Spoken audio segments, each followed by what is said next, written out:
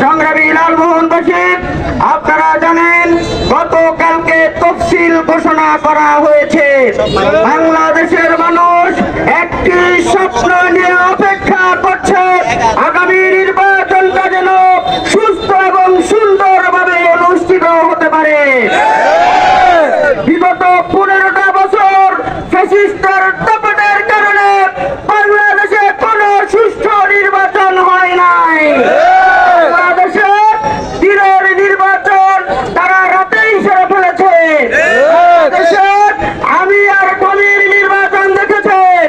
আমরা চাই আগামী 12ই ফেব্রুয়ারিতে যে নির্বাচন হবে, এই নির্বাচন বাংলাদেশের মানুষের স্বপ্নের বাস্তবায়ন হবে।